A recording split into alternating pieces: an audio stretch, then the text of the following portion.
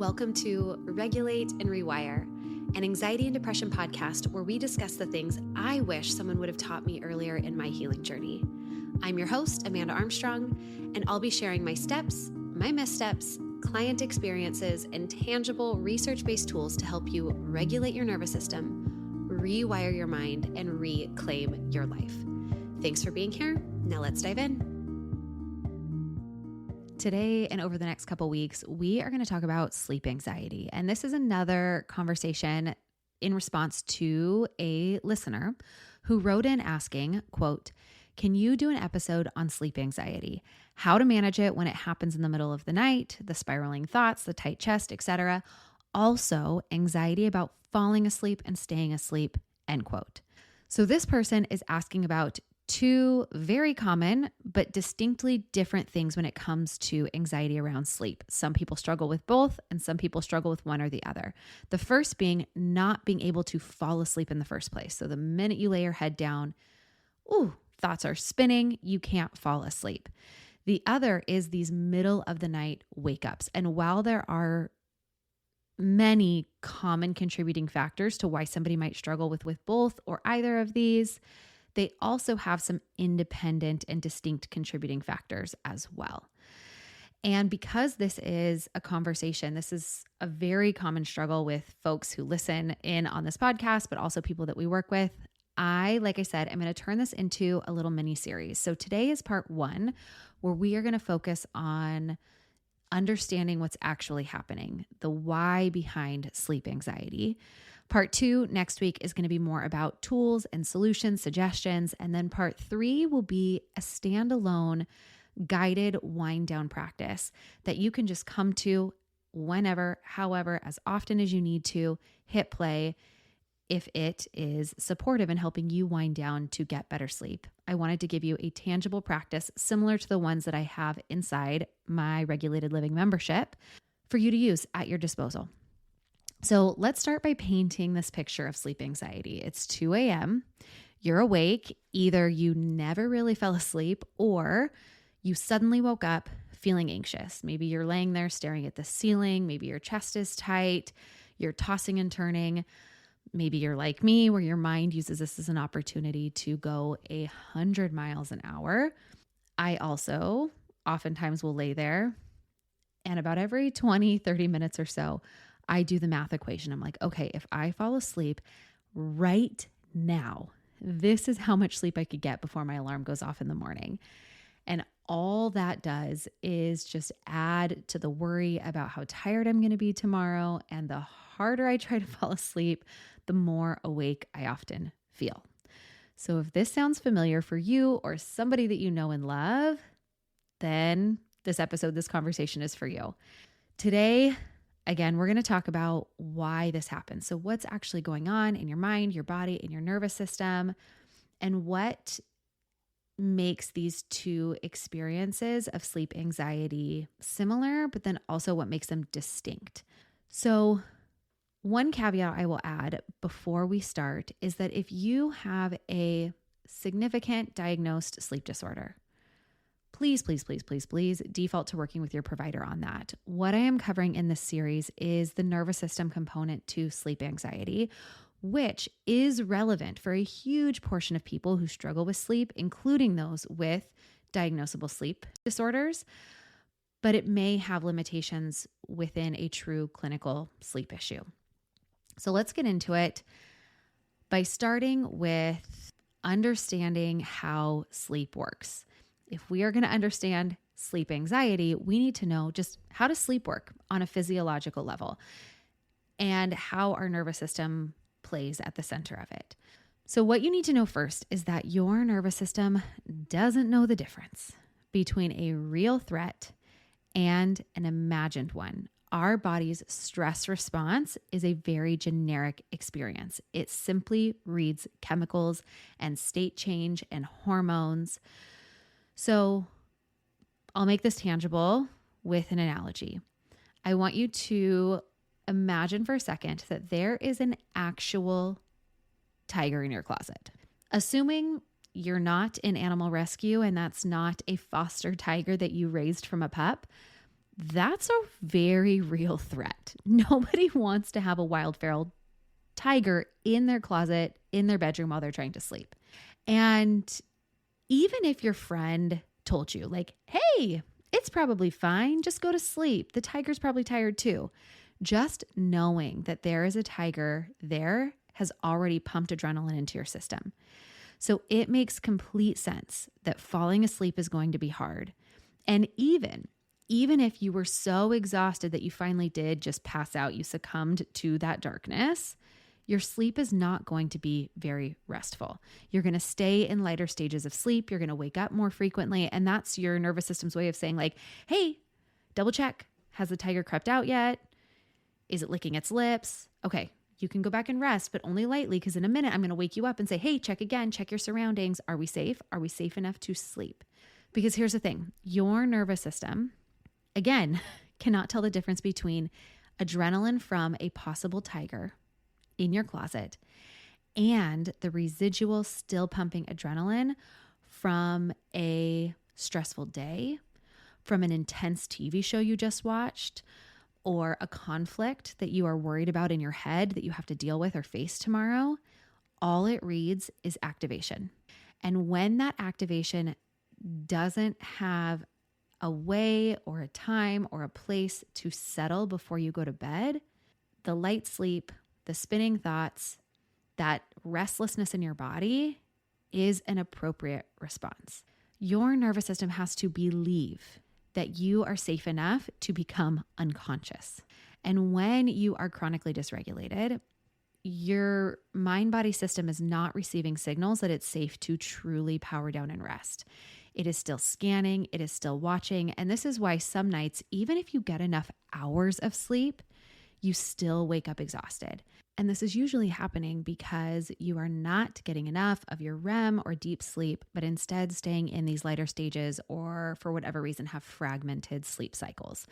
So your sleep is never settling enough. Your system is never settling enough for that true restorative rest to happen. So when someone says, I can't turn my brain off at night, what they are often really describing is a nervous system stuck in activation, one that has not received enough safety signals to downshift into rest.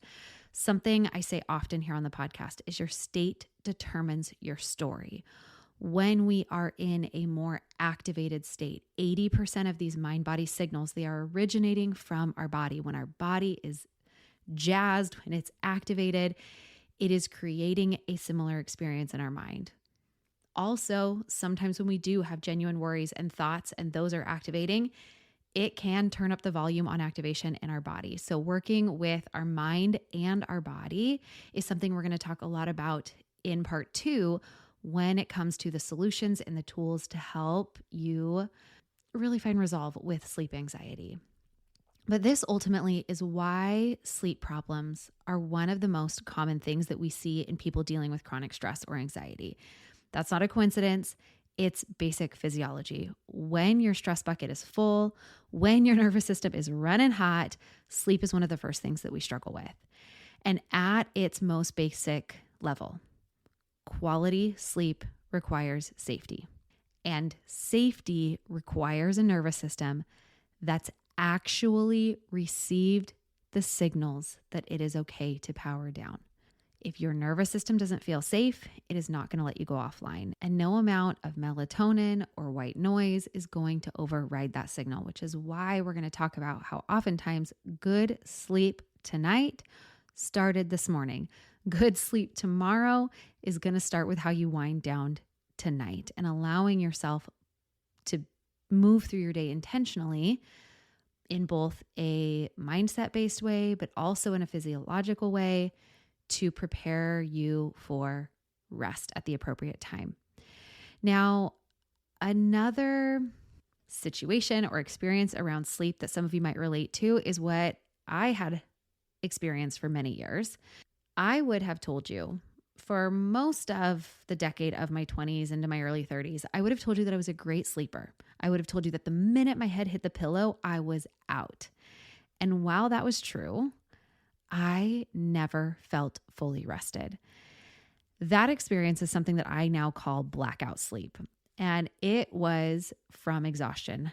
It was not healthy physiological rest.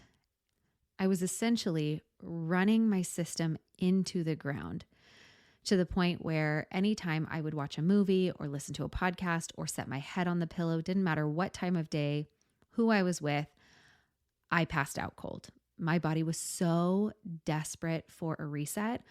I think I could count on maybe a single hand how many actual dreams I remembered throughout my 20s. It truly was this exhaustive blackout.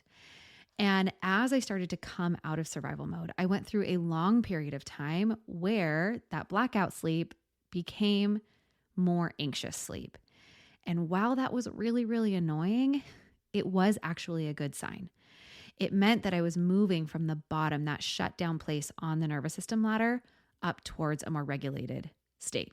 I was moving from less exhausted to more mobilized. And while for me, that was a much more annoying experience, and it felt like I was going backwards in my mental health and in my healing journey, it actually meant that I was moving through. So sometimes it's just a reminder that sometimes things do get a little bit harder before they get easier. And it's not always a bad sign. I've digressed. Let's get back on track. So there are these two distinct experiences that I have mentioned when it comes to anxiety and sleep. And I want to name them separately, talk about them separately because they feel different. They are driven by slightly different things, and what helps one may be a little different than the other. So the first one I'll talk about is not being able to fall asleep in the first place. It's like the act of putting your head on the pillow flips a switch and suddenly you have a million thoughts racing through your mind. You're exhausted, you want to sleep, but your brain has decided that right now is the perfect time to process everything that has ever happened and also pre-worry about everything that ever could happen. I've also had this experience where it didn't even feel like my mind was racing, but my body was so restless. I could not get comfortable. I was tossing and turning, and this can happen for a few reasons. Maybe it's that your daily life or a particular situation is creating more stress than your nervous system has had a chance to process. And so your day is go, go, go, go, go. The situation feels urgent. And the only quiet time your brain gets is when you finally lay down. And so it takes that window to kind of open think. A few weeks ago, we talked about how I've started doing kind of like walk and thinks. I am walking unplugged, no headphones, so that my daily walk can be an opportunity for my brain to process and just think about whatever it needs to think about and process about instead of when my head hits the pillow. Another reason that this can happen, this anxiety or restlessness that you feel, this just the struggle to fall asleep at night, can also be because your circadian rhythms are off. And one of the most impactful and underrated things that you can do to help keep a consistent circadian rhythm is actually has nothing to do with the end of the day. And it's about keeping a consistent wake time, not bedtime, wake time. And that is a really powerful physiological anchor to set your entire sleep and wake cycle. And we'll talk more about that next week. And then there is what I call, or what is called, anticipatory sleep anxiety. So this is anxiety about sleep itself. So the dread that starts before bed, the thoughts that follow you all day, I hope I can sleep tonight, the way that you start monitoring yourself as it starts getting later in the day, like, am I tired yet? Am I tired yet? Can I get in bed yet? If I do get in bed, am I tired enough to fall asleep? What if I can't fall asleep? What if I wake up again? And then my thoughts are spiraling. And then you get into bed and your nervous system, which has been absorbing that anxious anticipation all day, is now fully activated when you need it to be at its most chill, and it's not chill. And oftentimes when this is something you struggle with, you're checking all the boxes. You're like, the room is dark, the room is cold, the room is quiet, the sound machine is on, I took my melatonin. Sleep becomes something that you try to control instead of something that just happens for you. Again, quality sleep is a byproduct of regulation. It is a byproduct of enough safety cues. It's a byproduct of timing, of sunlight in our eyeballs, of movement throughout the day.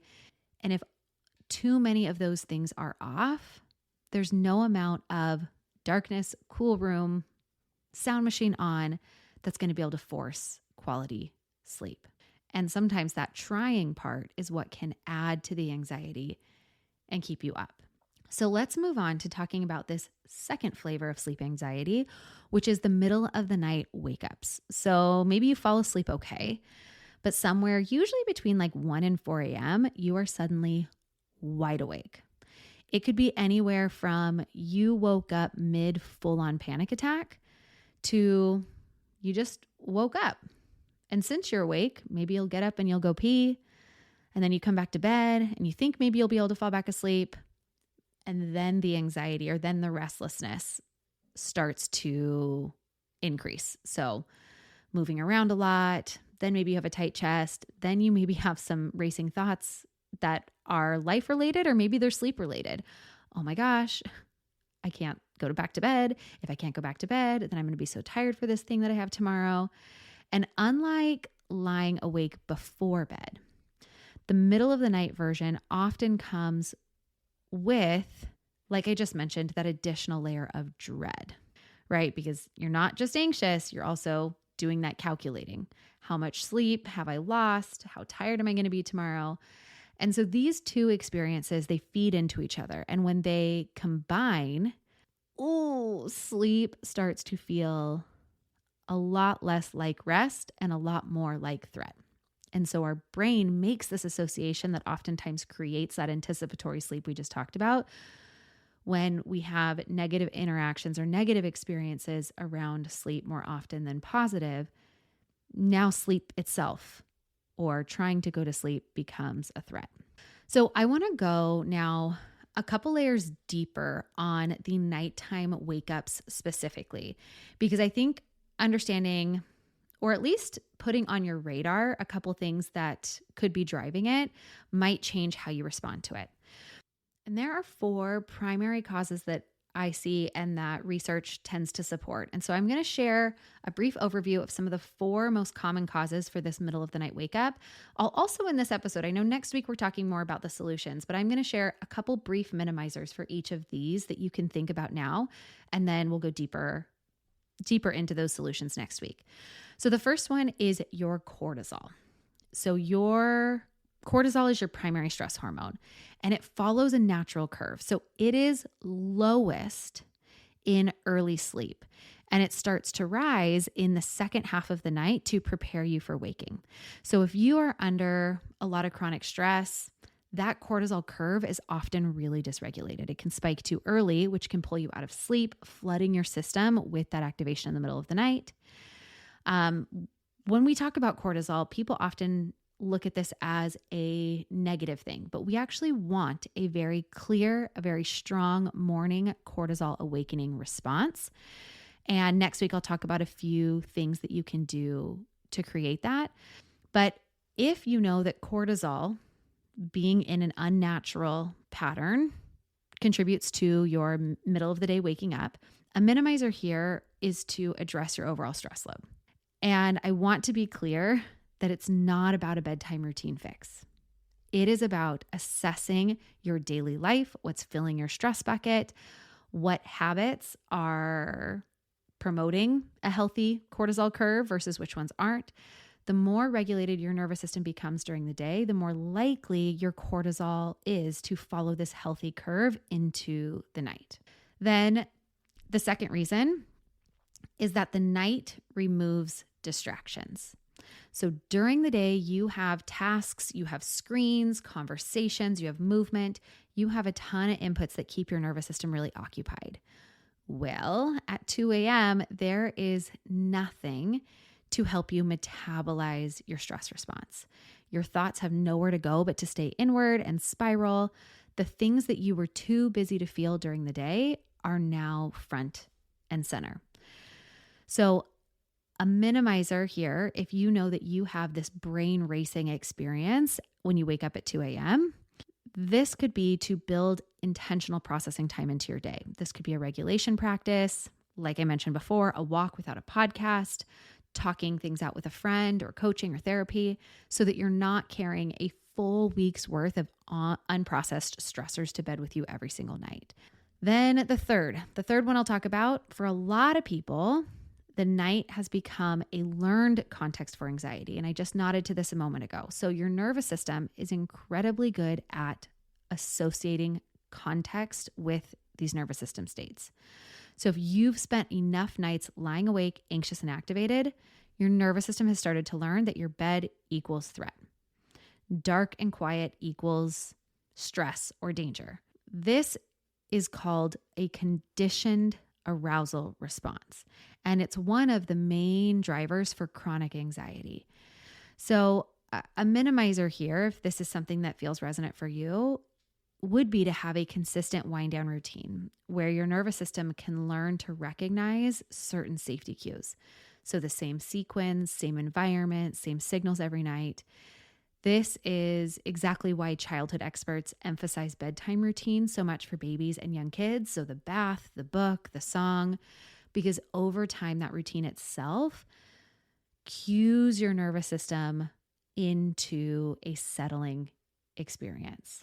And we see that as important for children. And we often forget it can be just as important for us as adults. So a recommendation here could be to add a wind down. Maybe it's a warm shower, a warm bath, and I'll briefly expand on the bath part of it. So for kids and for adults, why it's recommended to do like a wind down warm bath or shower, maybe 60 to 90 minutes before bed, is because it works through something called passive body heating. So essentially warming up the body triggers a rapid cooling effect when you get out.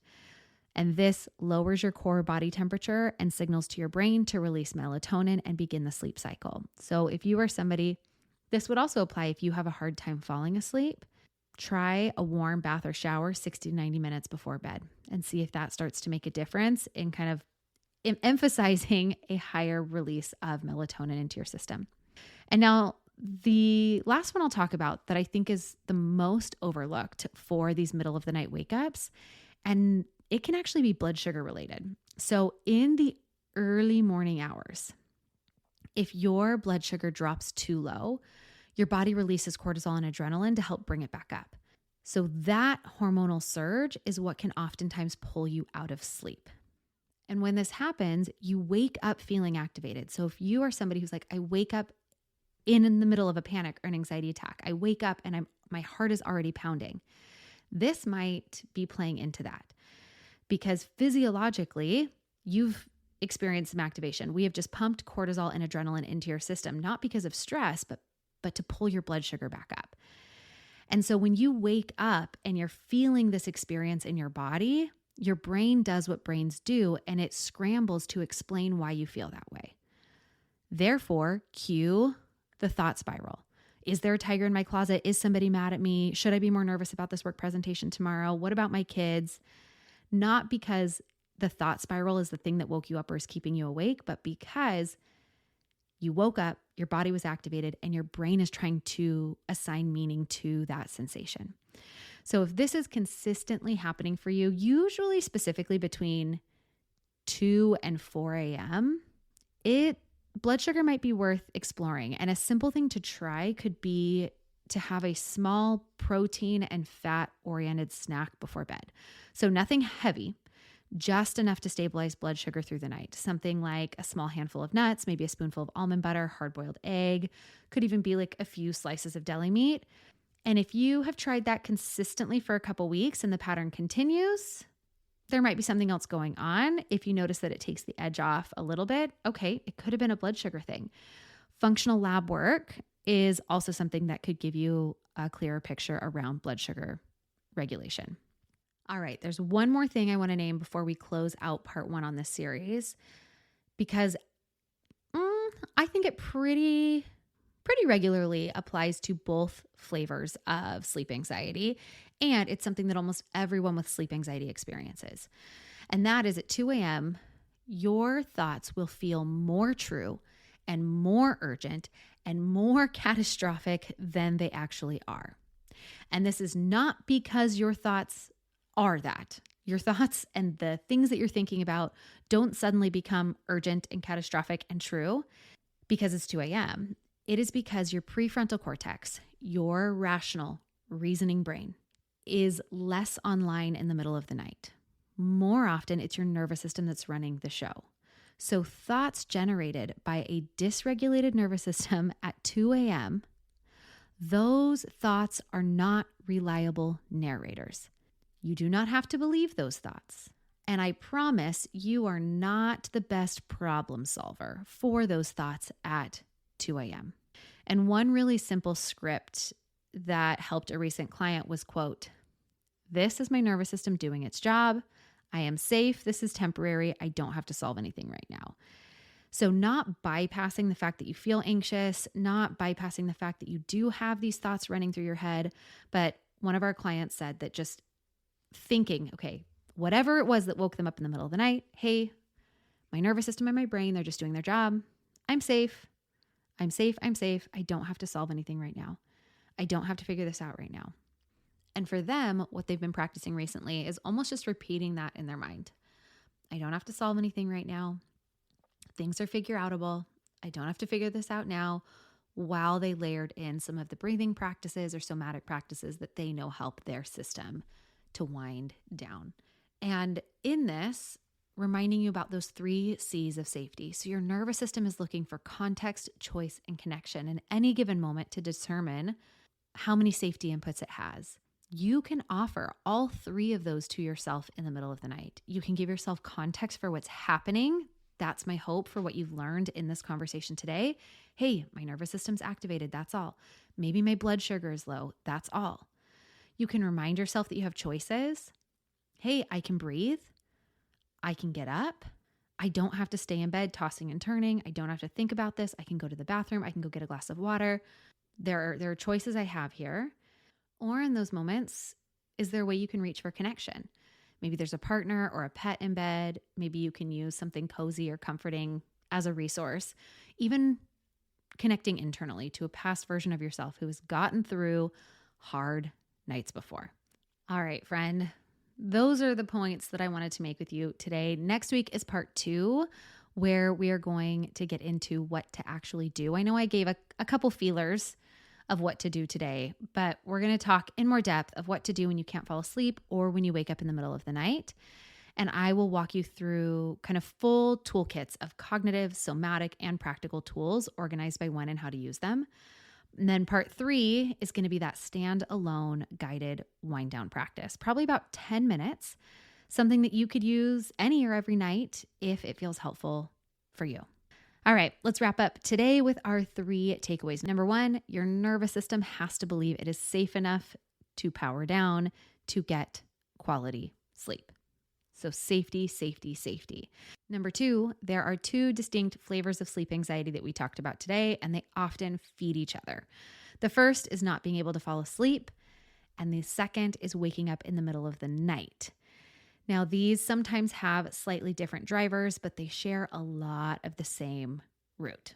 Number 3, if the middle of the night wake-ups are happening consistently, that's not random. So there are those 4 primary drivers we talked about that are worth, I think, understanding or exploring.